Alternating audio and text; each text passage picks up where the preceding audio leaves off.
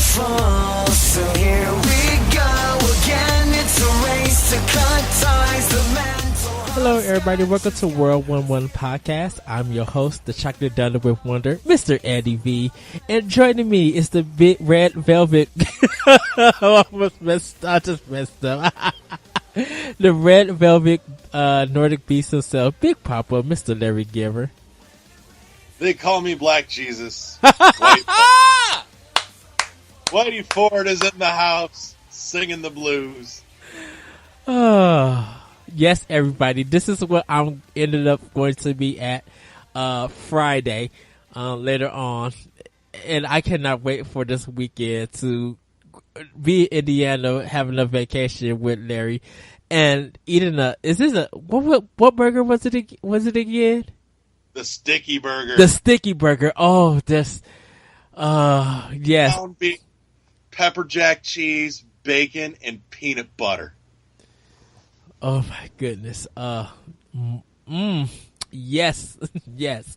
We have a lot of activities going on that weekend. And we're definitely going to be recording a show. And I just can't wait. I'm so excited. I'm so geek. Just a lot of stuff is going to be going on. Unfortunately, our home, he's going to hate me for this one.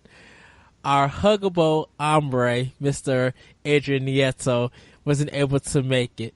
So, we do want to plug his stuff, The Frozen Machine. You can check him out on, Facebook and on Twitter at The Frozen Machine.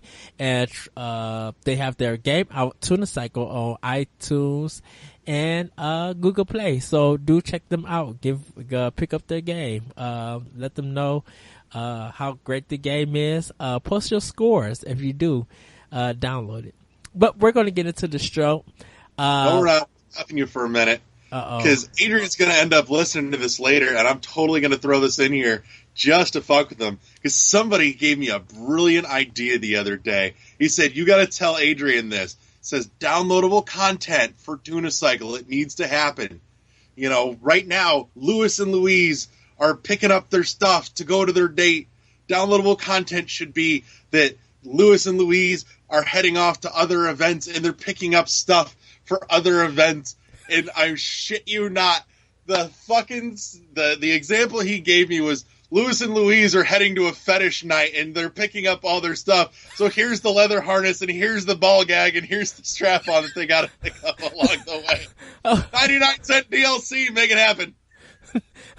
Adrian just finally have his head in his head, shaking it like, what the heck, man?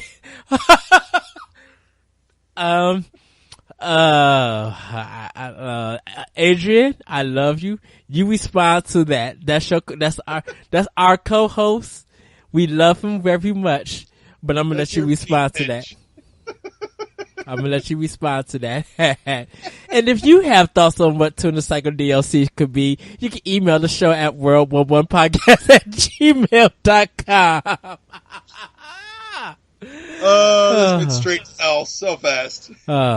Thank you for that, Michael. I appreciate that. I told you I would bring that up, and I'm a man of my word, if nothing else. Good one. We don't have an indie watch today, but we do have an indie reflect.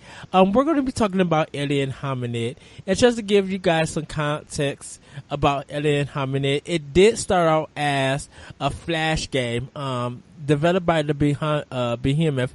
When it came to North America, it was published by O3 Entertainment. In Europe, Do Digital Publishing. And the Behemoth, they did the iOS version also. Dan Paladin and Tom Fulp, those two created the game. It was a Flash game, like I said, but it did come to consoles, PlayStation 2, GameCube, Xbox, mobile phone, Gizmondo, Game Boy Advance, the Xbox Live Arcade, and iOS. Its release dates were November 21st, 2004, and it's a Contra style game. You can play one player or two players. I played the game on the GameCube. Larry, you played it too, right? Oh, hell yes. I had it on the GameCube, and I loved and adored it there, and I need to find another physical copy of it. I have it on my 360, but it's just not the same. You know, it's clean, it's fast, it's smooth, it's fun, but there's something to be said for having a Wavebird in my hand, playing that glorious esque game. And it still looks good on the GameCube. Like, oh yeah. Again, I think a lot of that is very simply attributed to the animation style that they went with. That very, hand-drawn, ridiculous kind of stick figure-esque, looks like a 5-year-old drew it kind of thing, and I love that fact. So, yes, I remember, like when you be part of the game, you get like different hats, like costumes and stuff. And this was actually, and this is just my opinion, and I don't know if you agree, Larry, but this was kind of actually the first indie game to come to consoles. Like, I don't know what other indie game came to a console like that. It's definitely one of them. There's another one that comes to mind, and I want to say that Majesco had their hands on it at the time, but again, it was another one of those that came out for like, $20 brand new back in the GameCube, PS2, Xbox days. There was another personal favorite of mine called Future Tactics. I adore Future Tactics. Finding a GameCube copy is a little tougher, but you can usually find a PS2 copy for about $3. And wow. It's really good. Like, the story is excellent. I love the storytelling in it. I love the fact that they give a broad story, and they don't bog you down with filler just for the sake of filler. They limit the storytelling to, here are the important events that happen, and we'll just let you assume what happened in between as they're walking about on their journey. Is it Future Tactics: The Uprising? Yes. Oh my goodness, I remember this game. I didn't play. Let me tell you. Future Tactics. Okay, by Crave Entertainment, because they brought it. I didn't know this was an indie game. I would classify it as indie. This is a fairly small title. Not a lot of press. I guarantee you not a big budget. For God's sakes, this came out of, I apologize, I was thinking Majesco, but you're right, this was fucking Crave, of all things. Here's a company that's not known for much of anything, and this was a gem because, here's a brilliant take on the turn-based, strategy game, instead of like Final Fantasy Tactics, or any of the other tactics games where it's a grid-based, move 3 spaces, attack whoever you're standing next to kind of thing, which is very rigid. And to me, it's got some chess-like appeal, but it just, for me, doesn't hold the long-term appeal. Future Tactics had a very brilliant take on it. They said, here's your character, here's a move radius, and you could wander around and run, anywhere in that move radius. It wasn't grid-based. It's like, here's a circle this big around your character. Run around as you see fit, as you will. And, you would move your character, park it, and then you had your attack phase, which it wasn't just, attack, you're standing next to somebody and whack them with a stick. It was a first-person shooter in a turn-based format. And your reticule, you could aim it, but it was kind of free-floating as well, as I'm here gesticulating on an audio-only show, which nobody can fucking see what I'm doing with my hands, but there it is. And so aiming was a little bit tricky, but that was the point. Since, you're aiming at a stationary target, they found a clever way to make it work, and you'd take your shot, and, headshots were going to do more damage. I mean, they really did put some great thought into this. And on top of that, they had some phenomenal destructible environments. Like, I remember there was one stage early on in the game where I actually kept one enemy alive, and I camped out on an upper ridge somewhere. And I just sat there for hours, blowing up everything in the stage and, like, digging 2 stories underground, by blowing up the terrain, just to see how far I could push it. And it really kept going. I was like, wow, no shit. And it was good. It was kind of cheery and perky, and it was unique. And the story, oh my God, the story was good. I cannot get over the story. I cannot recommend this enough. For God's sakes, I'm sure most of you have a PS2 laying around somewhere. Go on Amazon or Half or wherever you go and get a copy. You'll spend no more than $3. I'm gonna have to look for. I'm gonna have to look for a copy because I remember seeing this box art, but I didn't. On top of it, it had multiplayer. You could actually play head to head with somebody else. One team versus the other team. And the leveling system was great. It wasn't super punishing. It was just enough to keep you interested. If you failed a mission, you kept your experience from that, on the retry. So you kept building. You didn't feel like you were fucking stuck. So if something was a little too hard, if you kept plowing at it, you could still grind your way up to a point where it became manageable instead of just feeling stuck, frustrated, and pissed off, which was great. And here's a little background history. Future Tactics: The Uprising is a turn-based tactical shooter video game by Z2. Once known as Pillage, this colorful turn-based shooter was stuck in development for a number of years before being picked up by Cray for a US release, followed shortly by Joe Wood for a European release. It plays a lot like the Warren's 3D games and has a story penned by Paul Rose, who used to write the video game page digitizer on Channel 4's Teletext. The game features a geomod system in which almost anything can be destroyed, leaving battlefields scarred by craters. It was released on PlayStation 2, Xbox, GameCube, and Windows. A Gizmondo version was planned but canceled after Tiger Telematics went bankrupt. The plot of the game revolves around Lo, his sister Pepper, and any other survivors they could find, trying to rid the world of the mysterious and malevolent creatures that are slowly taking over the planet. Yeah, I remember this box art, and now I feel so good. Oh, I feel so bad not picking it up. You need to find a copy.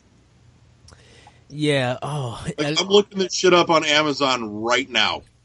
And like Cave Story was another one. That was the first WiiWare game that I knew was Flash, but didn't play it until it came to consoles. Cause I think he like reprogrammed it or like kind of like fixed it so it could be on WiiWare. Like that was the first time me playing Cave Story. Dude, I'm looking at this shit on Amazon. You can get a GameCube copy for like $1.21. Nice. Well, if you're a Prime member, you can get it for $1.21. I think if you're not, you gotta pay probably. You pay like $4 in shipping. Whoop de f and do. Get it? Yeah, that's it. Get it? Yeah. Just get it. So that's Indie Reflection. Anything else by Alien Hominid, Future Tactics, The Uprising, or Cave Story? I do recommend. If you got a 3DS, pick up that copy. If not, it should be available in a whole bunch of platforms. And if you guys know of other like indie games to be reflect on that came to console, let us know. I would love to see how many indie games actually were like indie Flash games that were actually did get a physical copy like later on down the line. Like I would love to. I need to check that. And that's kind of continuing from our discussion from last week. So do check that out. That Future Tactics, The Uprising. I might get the PS2 version. But if not, I'll probably still go get the GameCube version because I know my Wii still works, and I might play it on my Wii. It's totally worth it. Yeah. So we're going to get into the show, and our first topic is talking about the death of C+ systems, and this means 3DO, Amiga, the CDI, Atari Jaguar, and I added the TurboGrafx 16 because these systems came out during the Super NES and the Neo Geo days and a little bit of the 64 like N64 days. why do you think these systems didn't survive? Like, what made them like really die out? First off, no fucking quality control. Like, this is the same thing that killed Atari and damn near buried the industry. No goddamn quality control. You know, there's a reason that Nintendo did so well and managed to not only survive the gamepocalypse, but also, you know, rebuild a fucking empire. It's because they were basically fact checking all the shit that went onto their system, at least for a period of time, and that was enough to garner, you know, the goodwill of the people in order to, you know, bring it back. And so when somebody saw something for Nintendo, they went, okay, I've got a fair shot that my money that I spend on this will probably be worth it. And, you know, even as that faded off over time, you know, it was still a concept associated in people's heads, you know, for a long, long time to come. And, you know, anything outside of that just had a hard time getting traction, because at that point, so many people already were on board with that. And at the time, a second console was a very cost-prohibitive thing. You know, especially for something like 3DO or TurboGrafx 16, you know, when you already spent the money to get a Super Nintendo and a handful of games in your house, right? You know, it was extremely cost prohibitive. And you just, between that and looking around and, you know, looking at the library of games on one of those versus either a Genesis or a Super Nintendo at the time, it just didn't make a whole lot of sense. Now, I'll grant you, TurboGrafx 16 had fucking blazing lasers. Yes. It's the tits. Yes. I wouldn't even say go track down a TurboGrafx 16 to play it, because for God's sakes, you can turn on your Wii and download it for like $8, and it's totally worth it. Yes, I love that. And it's funny because I had, my brother had the Sega Genesis, I had the Super Nintendo, and this is the first system that I did to go out of the Nintendo family was the TurboGrafx 16. Because I ended up playing both of them. Playing Bunk, Dungeon Explorer, Blazing Lasers, just a whole... Blazers. Oh, goodness. Just a whole bunch of great quality games. And most of the games came from Hudson. And they, I mean, some games came from, like, Dracula X was Castlevania, for the system. That was for the CD, their CD, the TurboGrafx CD, which was actually, if you think about it, the TurboGrafx 16 had a handheld also, which had the TV turner, and the games that you bought for your TurboGrafx, you could play on the handheld. Speaking of that, that reminds me, we need to talk about the Superboy for a minute, because if you haven't seen this shit, it's totally... My God, I need to get one. One of our local stores, and I'll take you there, actually carries them in store. But for those that haven't seen it, the Superboy, spelled just how it sounds, S-U-P-A-B-O-A, or B-O-Y, Superboy, is a no-shit handheld Super Nintendo, and it's awesome.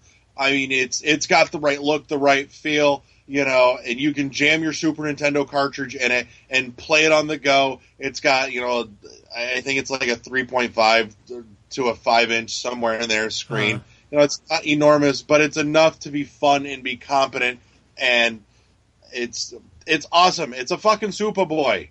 You can find them online for like $80 with rechargeable batteries to boot. So there, it's awesome. That's my plug for the day. So whoever the hell makes Superboy, send me one.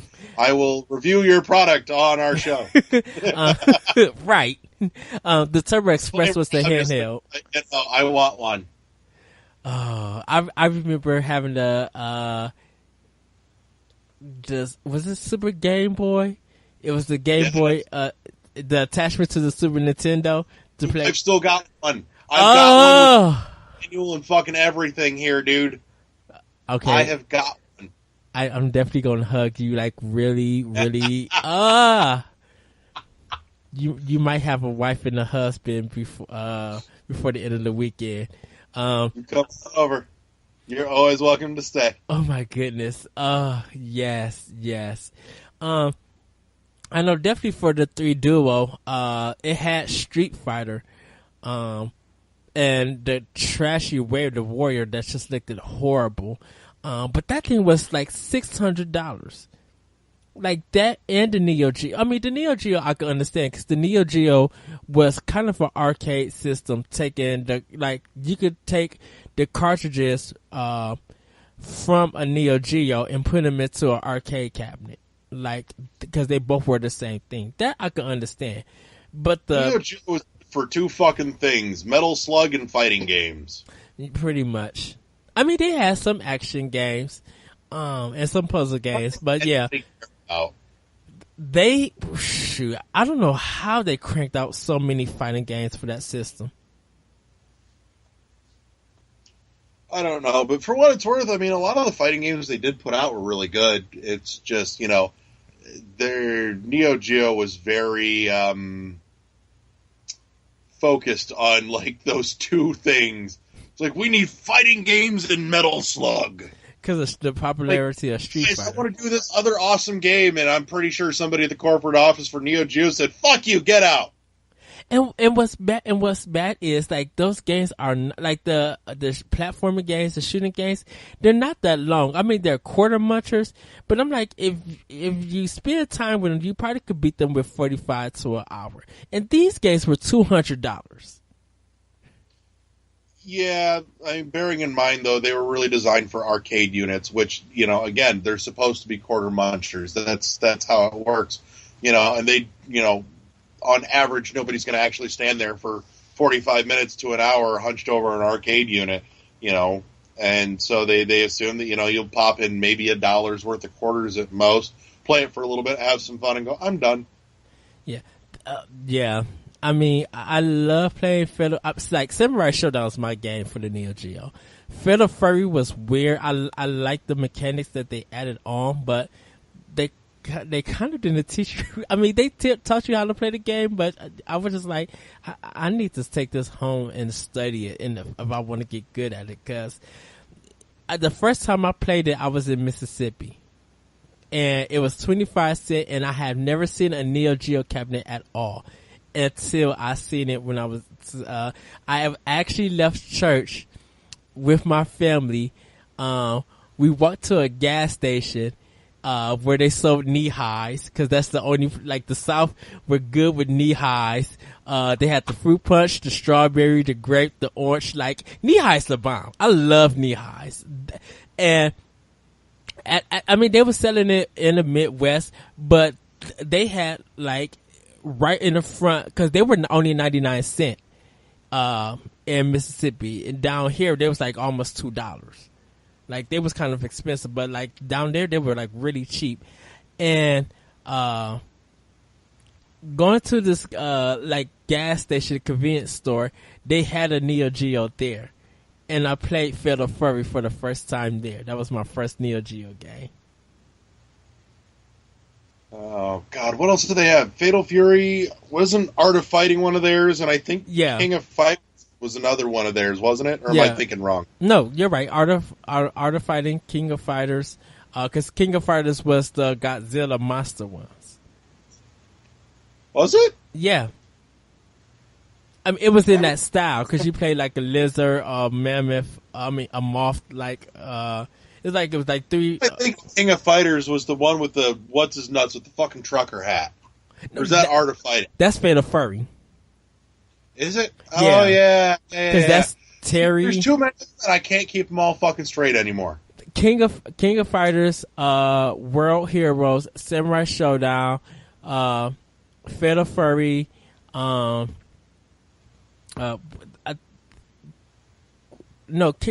of Fighters is where they're like, it's the 3, I think it's the 3-player, like the 3-team match one. I have to look it up. I'm gonna look this up later. I'm like, oh yeah.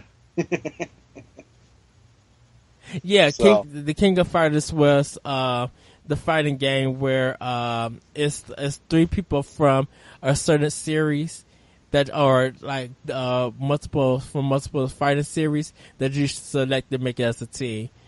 That's King of Fighters, yeah. But there was a monster one. There was a monster one. Because that's where you have Mia with the bouncing breasts. Yeah. But yeah, back to topic on hand though. No, like I said, these things died because two major systems had already made it into people's homes, and adding another was extremely cost prohibitive because the technology that these things were pushing, and B, the library just wasn't there to justify it for most people. Right. Granted, there was some there for some, but I think that was a big issue for them, is that they just couldn't get the library off the ground, and I think a lot of it got stuck in a catch-22, like what we're going to see with some other things coming out. But they looked at it and went, "You guys don't have the install base for us to make games for your system," and the system wouldn't sell because nobody was making games for the system because there wasn't enough systems in people's homes. So round and round you go, but you end up stuck in the same position. And I feel like the TurboGrafx 16, if you couldn't get a Super Nintendo or a Sega Genesis, I think the TurboGrafx 16 had good value in its price. Because they had some really good, really had some good games. I still love the control, like having a rapid fire, already built in. I'm like, that's cool. Splatterhouse was good, Bunk was good, and they really advertised it on TV. That's what made me want to get it. I'm just like, you know what? Let me get a TurboGrafx 16. Let me go outside of Nintendo and get this system. And I enjoyed it. I got to play Vigilante and beat it because I didn't beat at the arcade. And yeah, that's. I do think though that there just wasn't enough of them out there to really garner any major nostalgia for it, and as a result, I don't think we're ever going to see anything like that come back again. Much like we have a 2-party political system, we have a 3-party console system, and really, we've seen in recent years attempts of people trying to break into that, and be the independent and really get their foot in the door, and it doesn't go anywhere. Ouya had a real good shot at it. Yes. And just couldn't deliver. By the time it hit the market and we saw what was actually there for it, it just didn't deliver. It was underpowered for what anybody wanted, which I think it's really a shame. Because for me, Ouya, at least in theory, when this was still, an in theory thing for a lot of us, Ouya was one where I looked at and I went, this is a really neat machine, and I could, if it has the guts for it, this could be a great little, indie box. Like, I'm sitting there thinking, all the shit that I've got on like Xbox Live Arcade, if I didn't have to buy a $200 console to get at it, if I could spend $100 for this little box and be able to play my downloadable titles, right. I that would have been fucking brilliant. I would have been perfectly happy with that as a little indie machine, and that would have been awesome. But, and by the same token, here was a machine that was promising and had the potential to be that great indie device too, because every kit was unlocked to be used as a dev kit as well. Exactly. And then it came out, and A, the controller was garbage, and B, it was an underpowered machine that, it was barely as competent as, any standard cell phone at the time. And that just doesn't cut the mustard for something like that. Because wasn't it using like Android? I know it's using Android's operating system, but I just don't know. Yeah. I don't know which one it was using at that time. Because they say you could also custom make it whatever you want. Like you could take the insides out and put whatever you want in and make it the system that you want it to be. I don't remember that in there, but at this point, I mean, like I said, they had big hopes and aspirations, and it failed to deliver. And I think that's the biggest thing that kept them from being able to really crack the market. You know, because it really was getting a lot of love in principle, you know, while it was in the works, and then when it finally got into people's hands, they all went, oh well. Because that's kind of how On Live was. That On Live system, you know. Oh God. And yeah. And now I think even the Steam systems that was supposed to be like such a big thing for a console, like. It got released. I don't know who owns one. The talk about that thing is dead. Like, people talk about the control. Like, my friend, he has the Steam controller. But as for a Steam console for the home? Well, that's something that was coming out, you know, in a staggered format, because it wasn't just one Steam, you know, box, and that was it. They had, you know, a couple variations. It was basically a desktop built to be hooked to an HD TV. Obviously, with any desktop, you know, there are lots of various options as you custom build this shit. And so, you know, some more expensive than others. And again, I think this is something that I think they were going to have a very hard time finding the right market for that, because either A, you know, anybody that was really big on it and really wanted to play it on their HD TV probably had their tower hooked to a TV already anyways. Right. You know, it's essentially a box that's just as expensive as a gaming rig PC, but with more limited functionality. And I think people had a hard time seeing the value in that. You know, as far as the Steam controller goes, it's a nifty idea. I think if they could have made a universal box that said, this will play 95% of all the shit that we've got on Steam, you know, fixed mechanics, and, you know, one price, and it was reasonable, and they mass-produced it, I think they could have done better. They could have turned it into a console, you know, and cracked the home console market that way, but Valve didn't want to do that, Steam didn't want to do that, and, you know, that's their prerogative, that's fine. But I just, on top of that too, I don't think Valve really wanted to get into the hardware side of things, which is why, you know, they had other companies like Alienware get involved on the hardware building side. So I think it'll be a long time coming before we finally see anybody figure out how to really crack the three-party you know, console market at this point.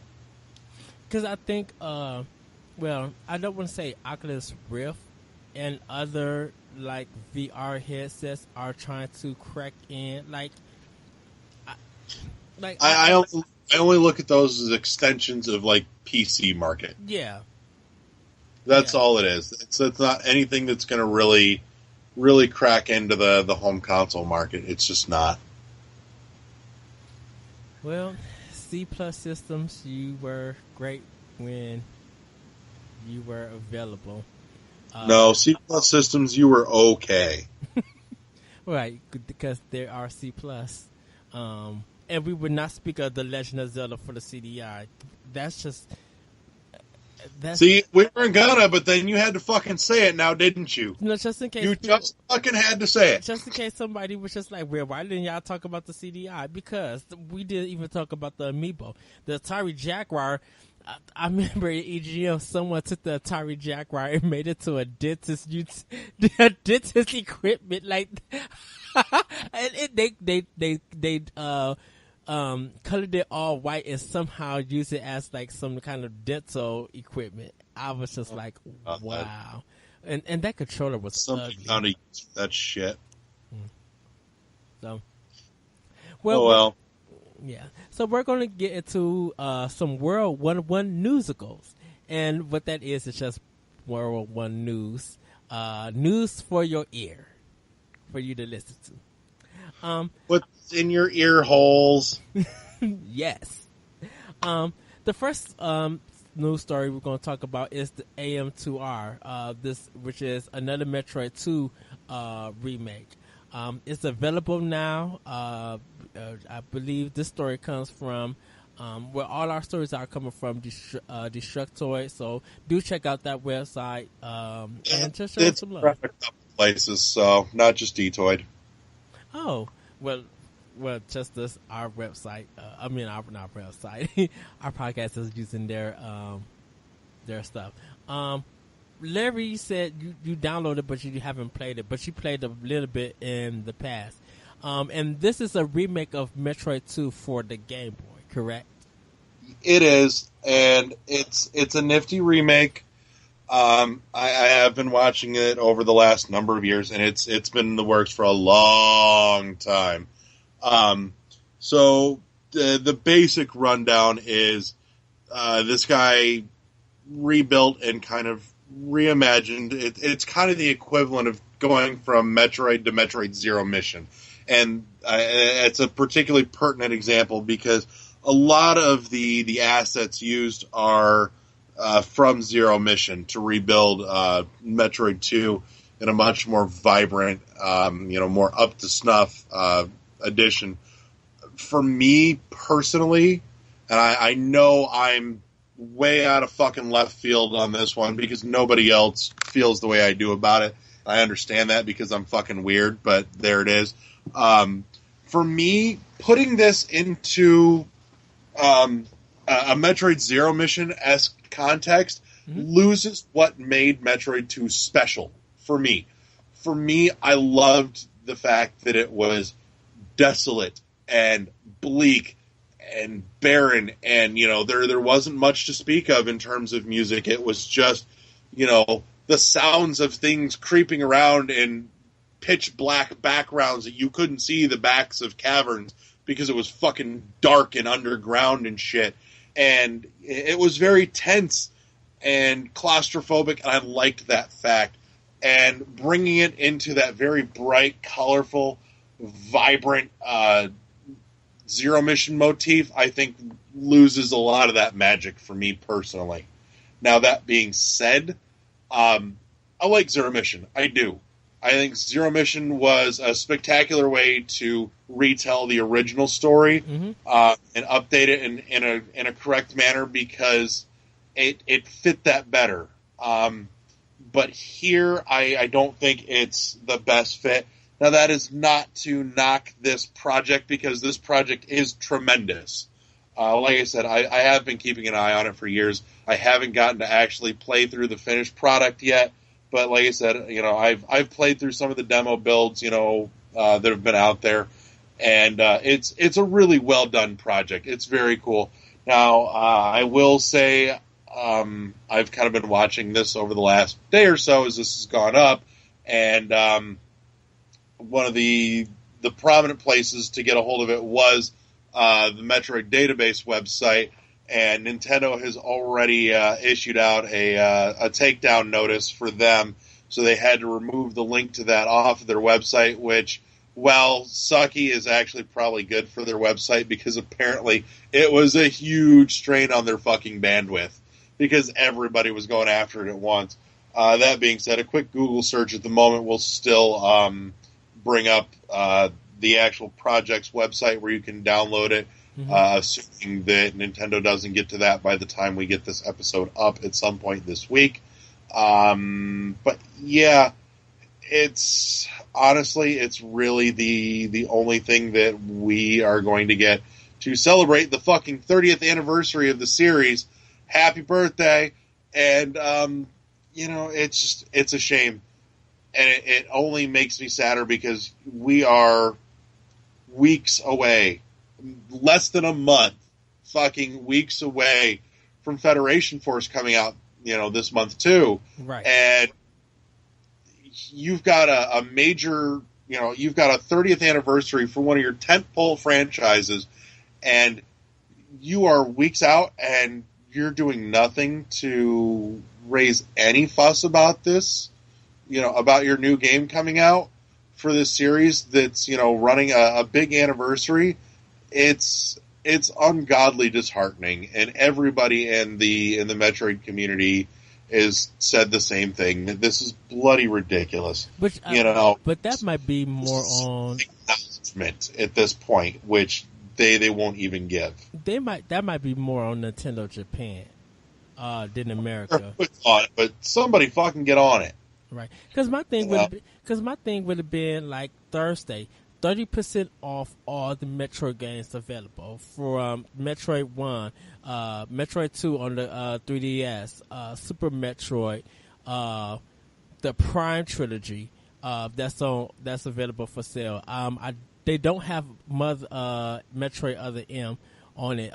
They do have Fusion. They do have Zero Mission on Wii U. Like, throw a 30% on it to celebrate the 30 years. Got Hunters up on Wii U too as well. Metro Other M? No, I think they've got Hunters up on Wii U though. Yeah, they do. Yeah, I think that one. I think they just released that like maybe 2 weeks ago or something. If that. The other little under the radar Metroid title too for the original DS. Go find a copy of Pinball because Metroid Prime Pinball was fucking awesome. Oh, I never played that one. Yeah. Oh, dude, you come next week. I'm busting that shit out for you. It was awesome. Ah, yes. It's literally like getting Metroid Prime in a pinball format. It's ungodly clever. So, but yeah, that you can find a copy of Pinball for fairly cheap at a used store somewhere too. But yeah, get a copy. It's good. I know I still need to buy Metroid 2: The Return of Samus on the 3DS. That's the only Metroid game I have not played, but I need to fix that and I need to get it. I think I'm gonna wait for this week, dude. Go spend like $5 on your 3DS and get it and play it and be done with it by the time you get here on Friday. But there's so much stuff I gotta play. Yeah. I need to do that. You can rip that up in a couple hours, trust me. So our next topic is Shantae and the Pirate's Curse is getting a retail for the 3DS and it's also releasing Shantae to have Genie Hero as a release on September 27th. That's the release date for both of those games, and in Europe it's going to be September 30th.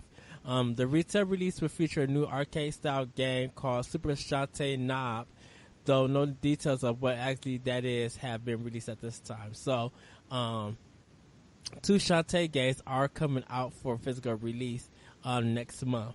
I will say Shantae and the Pirate's Curse is a really, really good game. I've owned it. I own it on Wii U, and I own it on 3DS through the Humble Bundle.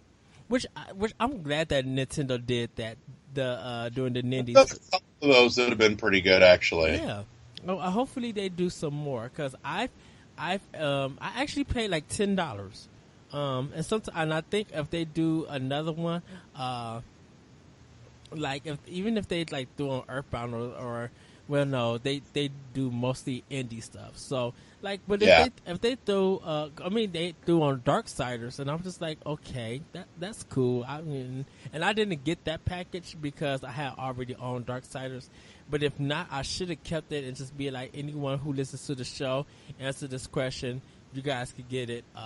But I think if I own the game already, and I do, support the Nintendo Humble Bundle when they bring it back, I'll probably put out the code. Be like, okay, you responded. Here's the code, and there you go. Or I'll let you guys read it first. Yeah, I was thinking we need to start doing like some contest and giveaway shit. I'm sure we can find some random things to dole out here and there, but yeah. So just a little. That was just a little bit. I'm just glad that they're getting a physical release because that game is good. I don't know how much it's going to cost, but the Half Genie Hero I do want to play. I don't know if I'm getting it at my job, but if it does come in at my job, I might get the physical. If not the physical, then I'm definitely going to try and get the digital copy. Because the Shantae games, I feel bad getting into the series really late, but they are really good games, really good platforming games. I'm not going to lie, I'm a terrible person. I have not played any of them. Don't worry. It has a niche following, but they are really good, and it's getting better. People are really recognizing it, and since they're putting it on more systems and stuff, people are enjoying it. So, shout out to I have noticed it does get a lot of love whenever news of it, comes around. It's one of those things I look at it and go, I should check that out. I will eventually. So, Ubisoft may be having loose lips about the NX. This story says other surprises in store for the NX, says Ubisoft. Following Ubisoft CEO Yves Guillemot, comments about how the NX is really great and will help the industry to continue to grow and to take a lot more casual players back to the industry. Executive Director of EMEA, Alan Core, says the company has other surprises in development for NX besides Just Dance that we will announce later. And everybody is hoping for Beyond Good and Evil 2 and the Ubi Art Rayman version. Y'all can keep hoping for that shit. Yeah. That will forever be the carrot at the end of the stick that you will never, ever get. Oh, this is a killer one. Ubisoft puts that shit out. They can't go, well, if you want us to put out Beyond Good and Evil, you have to buy this game. It will forever be the carrot, and all you're ever going to get is the stick. So, Core also explained to GameIndustry.biz that the publisher believes Nintendo has the power to reinvent the way families are playing, which is a curious statement indeed. Nintendo is a fantastic powerhouse of brands that are really cherished by a lot of fans and families. I'm still impressed by the reoccurrence of success and appetite even today for the Nintendo franchises on the current system. In other words, you're shocked that Nintendo is still making games for the Wii U and selling a lot where your games are still broken and people are not playing them as much. Yeah. So first off, let me start by saying, fuck you, Ubisoft. Anything that you have to do with Nintendo, unless it's Rayman at this point, fuck you, and fuck you. Rayman is the only decent thing that you've really brought around, at least for my money, in the last number of years. They came out and the last two console generations, they've come out and toted, we're going to be a huge partner with Nintendo, third-party support, woo! And pretty much all that we ever got out of it in terms of, Nintendo stuff was either broken-ass shit or them just vanishing off the map. And it's, it's, fuck you, Ubisoft. Is it bad? Over. Is it bad that, I think there's two Ubisoft? Well, I'll wait for Watch Dogs 2. I don't know why. But the Ghost, I think it's Ghost. Oh, no, it's not Ghost. It's one of those games. There's one that I'm going to get so I can play with other people so we could talk about it and do a personal review. It's more for optional opinion than it is for personal enjoyment, but that's a later thing. Let's just get into our last story because Ubisoft is. And Larry's laying down. He looks such a cute baby. Oh, I'm fucking comfortable. I worked hard today, damn it. You do earn it. Well, don't fall asleep on me just yet. I'm just comfortable. There's a difference. Okay. Well, you might get a little bit comfortable for this one. Sex offenders in New York are now forbidden from playing Pokemon Go. And more fun facts. So this story I have to read, so please bear with me. If you're a sex offender in New York State, then you're no longer allowed to enjoy Pokemon Go. Not only because the step counter has been removed and you can no longer cheat, but because your governor says you can't. Governor Andrew Cuomo released a statement on the plan noting that protecting New York's children is priority number one, and as technology evolves, we must ensure these advances don't become new avenues for dangerous predators to prey on new victims. These actions will provide safeguards for the players of these augmented reality games and help take one more tool away from those seeking to do harm to our children. The ban applies to nearly 3,000 offenders currently on parole in the state, and Cuomo has even gone on as far as having his people reach out to Pokemon Go developer Niantic, Apple, and Google to give them a list of registered sex offenders. This decision comes after an informal investigation by senators that found 59 out of a sample of 100 sex offenders living in New York City lived within half a block of Pokestops. Some locations were even at sex offenders' residences. One of the senators, Jeffrey D. Klein, called the game a virtual roadmap to our children.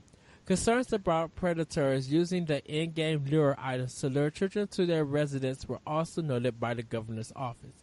While I think this is a good-hearted move by the governor, if not a bit overprotective, I also think there are far more sudden dangers to tackle, like preventing 13-year-olds from easily buying guns. And this story was from Jed Whittaker, so I just read what he wrote. Oh, for God's sakes, where do I even start with this nonsense? Yes. Jesus, Mary and Joseph Stalin. So, first of all, at this point, if you're so concerned about sex offenders and augmented reality shit, where were you when fucking Ingress came out? Ingress was there first. You didn't care. Exactly. All you want to do is raise a little ruckus because it's good for fucking PR. Move on. Second of all, there are major issues with any state's sex offender registry list.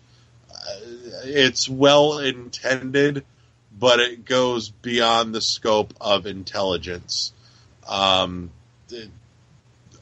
know people with stories, and it's long stories, but there are too many ways to get on there for things that just should not be. And in addition, I would say good luck getting Niantic to cooperate with this. I'm sure they've got plenty on their plate already trying to fix their fucking broke-ass game. Yeah. Which, in addition, Niantic is also on my fuck you list this week, too, because I had to swap out my phone with the replacement and went to re-download Pokemon Go and tried to reload my account with all the shit that I had, caught so far. Yeah. And I can't get my fucking account to reload onto my new phone. So I quit playing Pokemon Go. I'm not starting over. Fuck that shit. And Niantic has been no help in helping me recover my old account so I can get back to the shit that I had already started. So fuck that. And that's why I'm not playing Pokemon Go. So I enjoyed it for the few weeks that I fucked around with it. I was like, oh, this is nifty. And I went and I played at the park a couple times. And now apparently this is my signal to be done because Niantic is no help. Now, question about the sex offender part. If they buy a phone, do they have to register it or anything?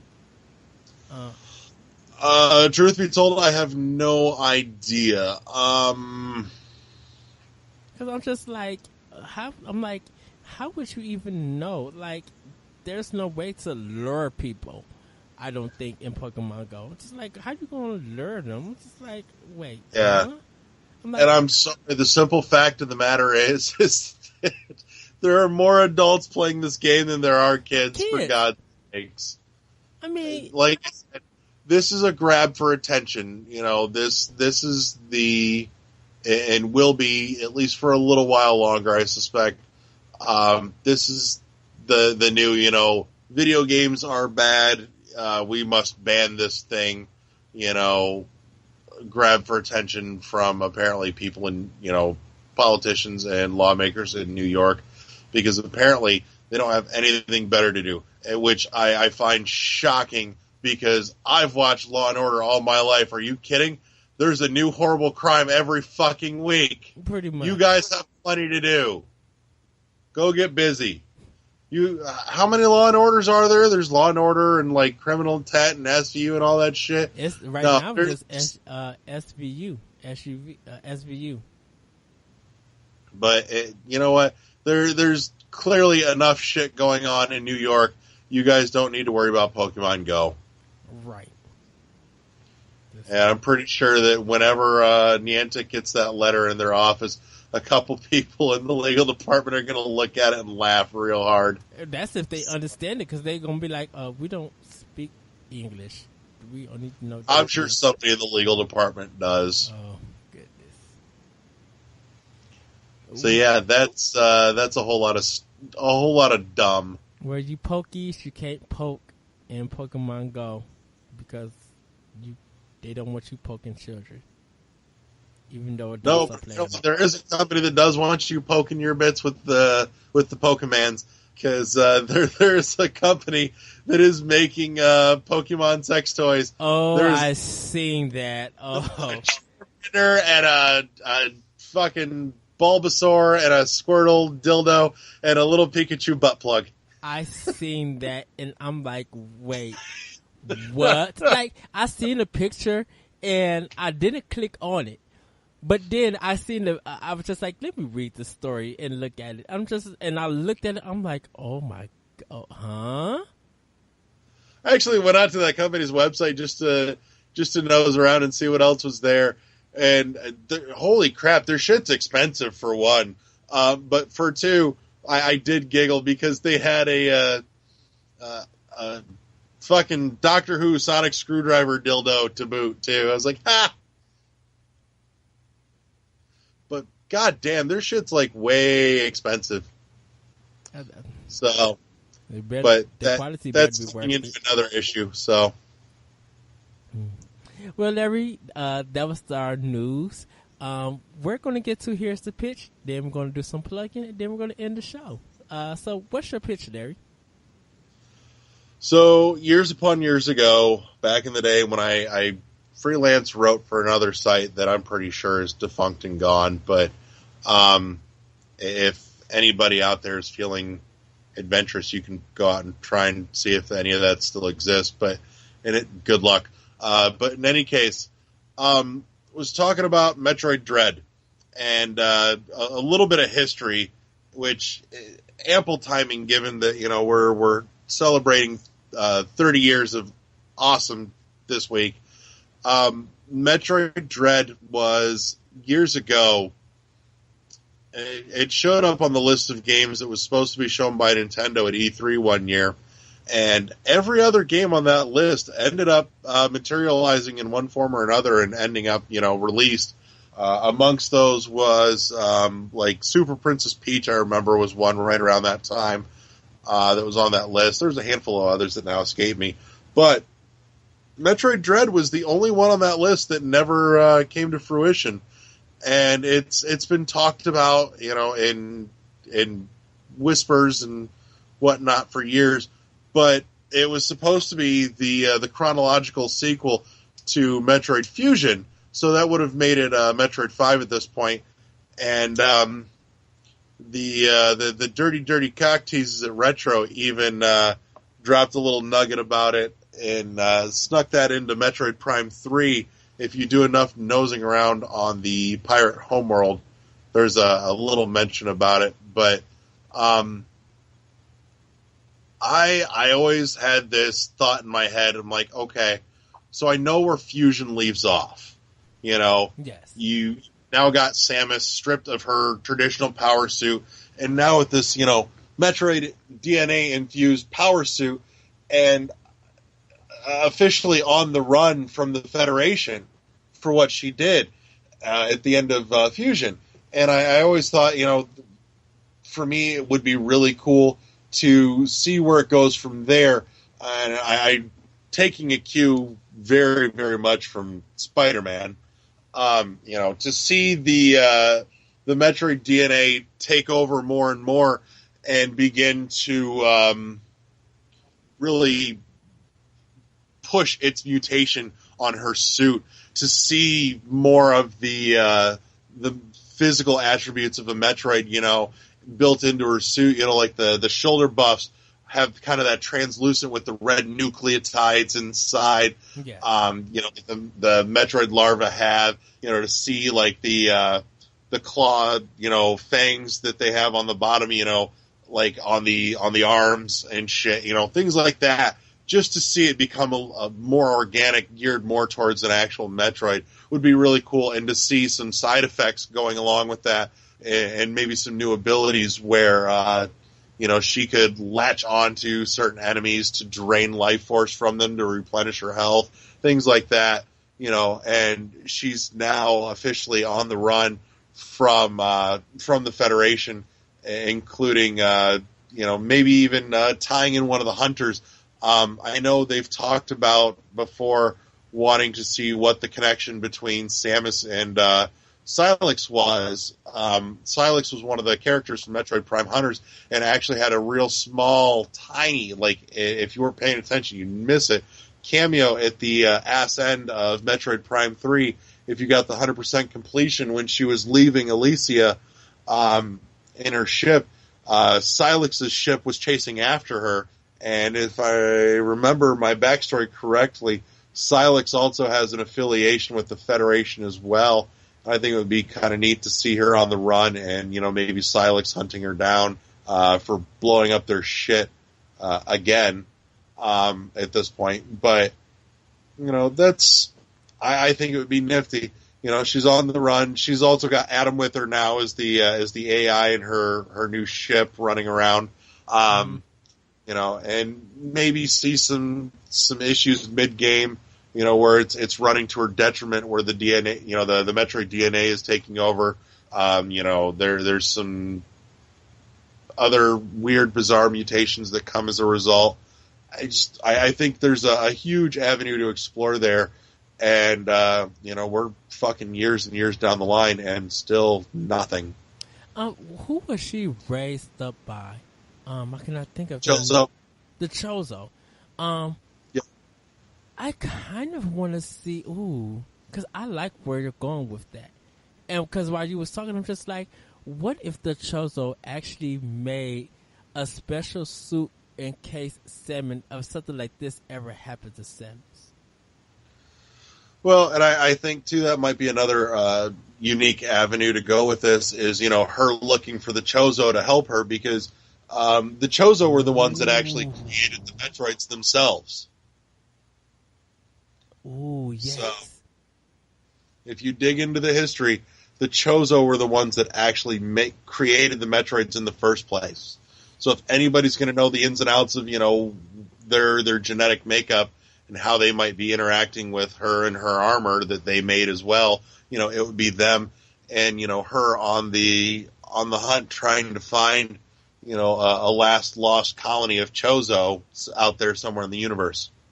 Ooh, I would drive up to Indiana to be like, we need to play this together and try to beat this in a weekend, because that's just, because it sounds somewhat adult, but it's still like teen, and it feels like a Metroid game because of that mutation. Now she has new powers. Like, what does that do to her old powers that she got? Like, think of her. Exactly. Oh, go ahead. And that's something that the tail end of Fusion got into as well. So. Oh yeah, oh yes. Okay, I'm smiling really big. I'm loving that. Oh, Larry, awesome pitch, really awesome pitch. I want that now. Like, I've wanted that shit for years. You're preaching to the choir, Holmes. Come through, NX. Come through. That's all I can say. That's all I can say, Nintendo. Yeah, I'm almost convinced the fucking series is dead, as much as it breaks my heart to say it, because at this point, there's Federation Force, and then what? Lord knows, I don't think we'll ever see Retro Studios go back to it. Team Ninja, I don't think will go back to it. And at this point, Nintendo doesn't even seem to want to go back to it. I think Nintendo's just waiting for the right time. I think because of Federation Force. The right time was several fucking years ago. The right time was any time on the 3DS or, the Wii U would have been the right time, for God's sakes. and we've already heard from Kensuke that there is no mainline entry in the series in the works at this point, which is a fucking shame because that's really the only nugget that we've gotten in the last couple of years is he's talked about it and says I'd like to do something that explores that that connection between Samus and Silex from the end of Corruption, and he's like, but at this point I don't have anything in the works. So if anything does come of it, it'll be years away because we haven't even started on anything. Because they probably because I think they probably have to do like R&D, like try to get the right engine and gameplay mechanics for that fleshing. Hopefully this time they learn that they got to really flesh out the story. And I think a young producer like or one of the young directors, because like the people who did Splatoon, like they were very young to come create that game. I think one of them can come and probably make that like, do you want to call it Metroid Dread as the game, as the title? I would have called it Dread at this point. As far as I know, I think that's still the official name for as much as that's worth. But like I said, that was the title that was, on that old E3 list. And like I said, everything else that was on that list way back in the day has come to fruition, has been released by Nintendo. Metroid Dread was the only name on that list that just vanished. Okay, then Metroid Dread or Dread. So...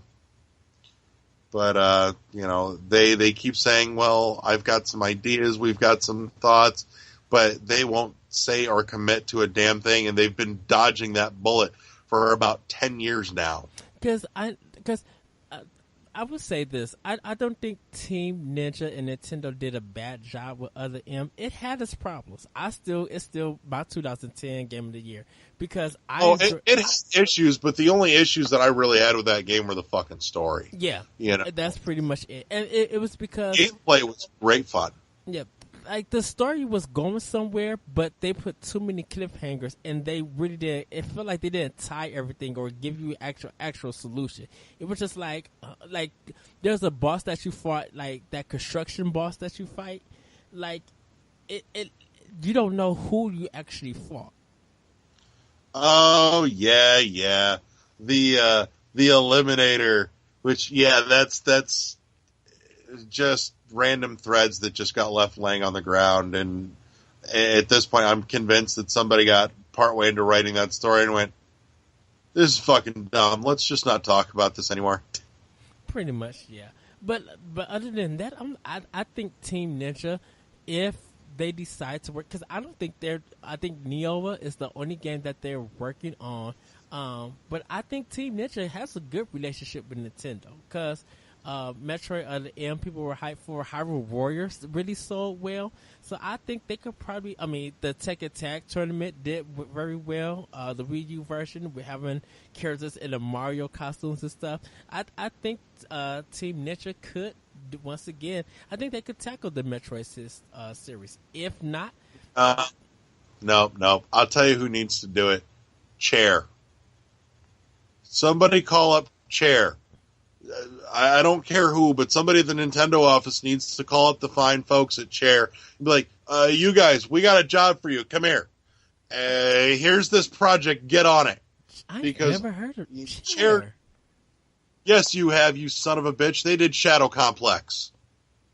Are you serious? That was Chair.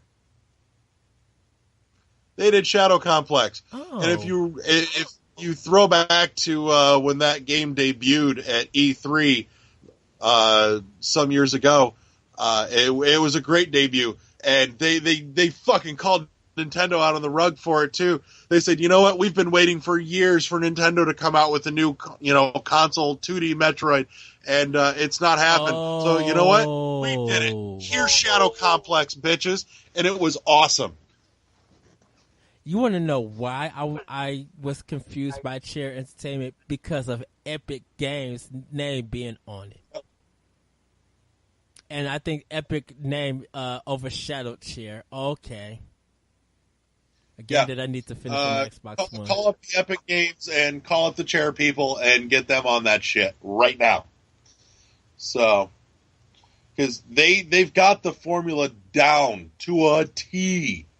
And Shadow Complex was phenomenal. To be given free reign to work within the Metroid license would be spectacular for them.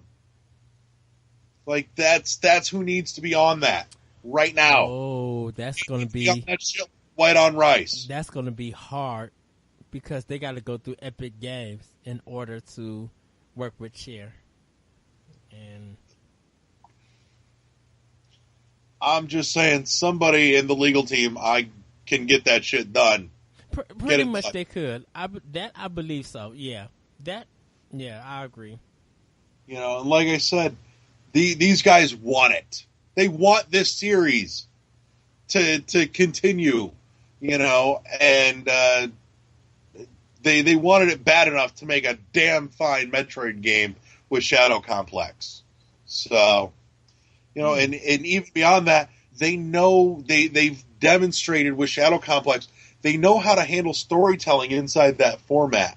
You know, here's a little bit here and a little bit here, but it's not overbearing. It's just snippets, and we know that you're not super invested in the story anyways. We just want to give you at least something to hang your fucking hat on while you go and you do the rest of all this cool shit that we made for you.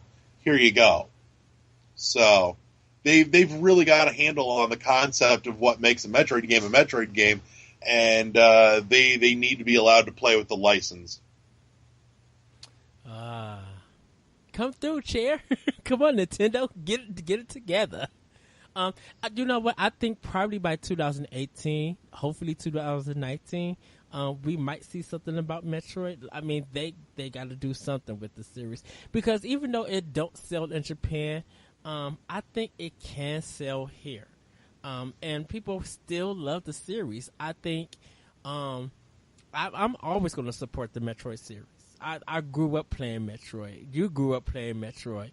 It's one of your top series. Like, you know, you got tattoos. The beautiful chairs are from Metroid Prime 3. Amazing. Mm-hmm. Just completely amazing. That's dedication to Metroid. I say I'm gonna buy Federation Force no matter what. I still need to download the little sports demo that they have. But I've played it. I've dinked around with it. It's not terrible, but it really doesn't have a lot of depth, and it really does feel like a demo. Not just that, it doesn't feel like there's really any substance to the Blast Ball game. Now, granted, I suspect that it'll be a little more in depth when you get into the actual meat and potatoes of the missions. But Blast Ball itself is a neat little distraction, but there's not enough there to really merit its existence as anything beyond a demo. Well, at least it's free. I grant you that. You know, it's nifty to dink around with, but and it controls fairly well. But beyond that, it makes me glad that that's not what Federation Force is, at least, you know. So, yeah. So with that, everybody, that is our show. Larry, what do you have to plug? Let's see. I'm on Facebook. You guys are on Facebook. We're on Facebook. So there's that. What else? Clearly you're already listening to our show, but, you know, plug it anyways. Guys, listen to our show. Woo! Most useless plug ever. Fandom Furniture. We were just talking about the wonderful chairs they did for me. Fandom Furniture out on Facebook. Go check them out. They do some spectacular custom work for very, very reasonable prices.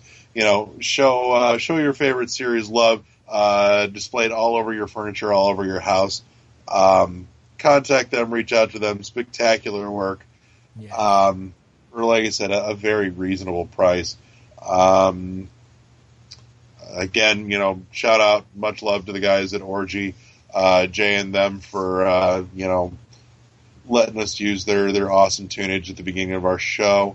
And thank you, Emperors and Elephants, for allowing us to use your song "Hit and Run." Do check them out on Facebook also. Hit it red. I'm sorry. Yep. Big shout out to all the wonderful guys at E&E, for that last week. Much love to you guys, and I hope to get to see you guys around town again soon. I'm running out of thoughts. My brain's gone out the window.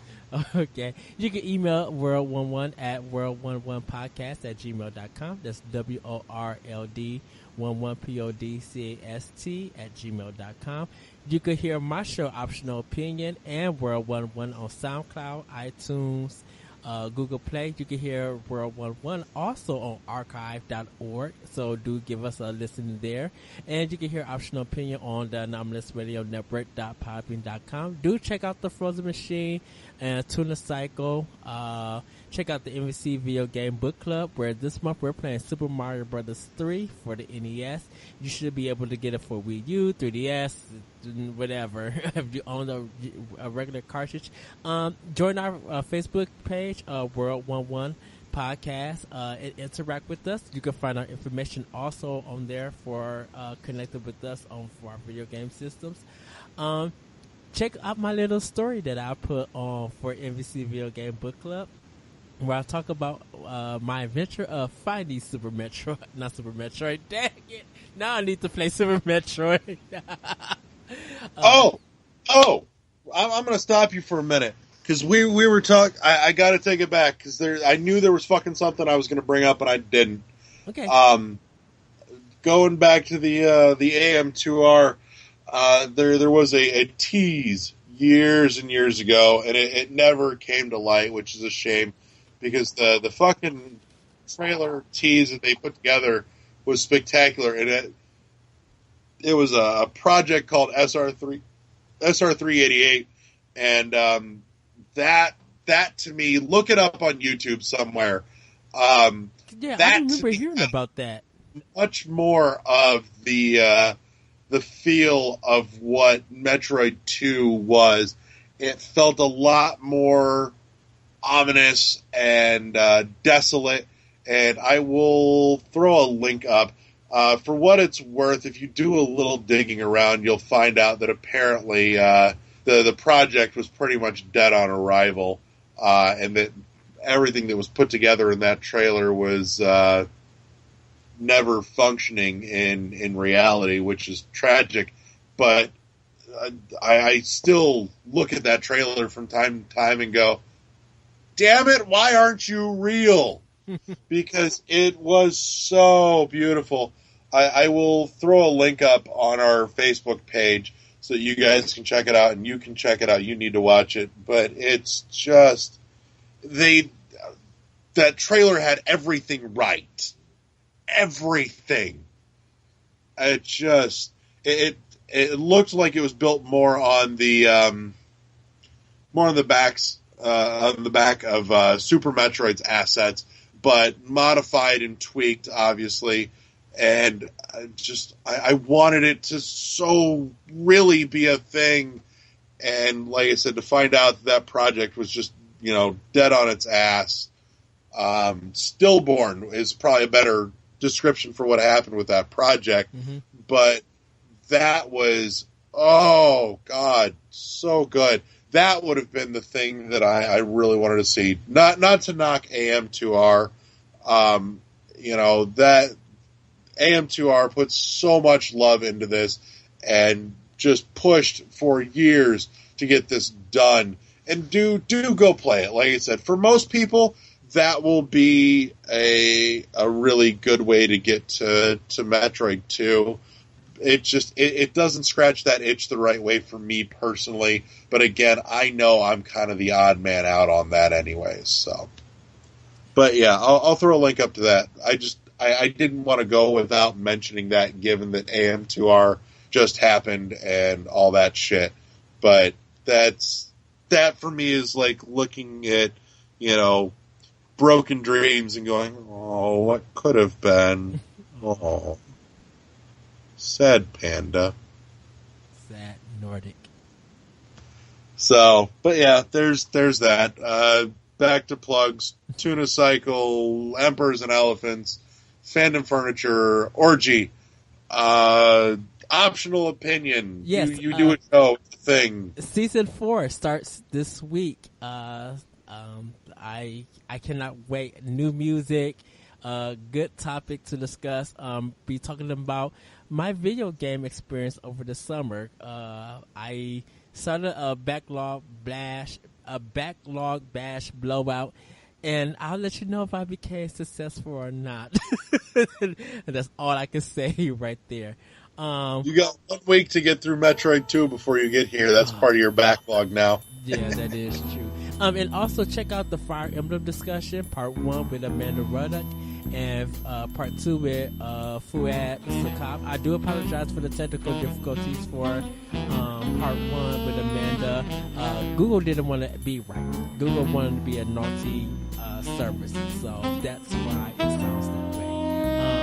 But thank you, everybody. Have a great week. Have a great weekend. Enjoy the games that you play. And we are out. Peace. Deuces.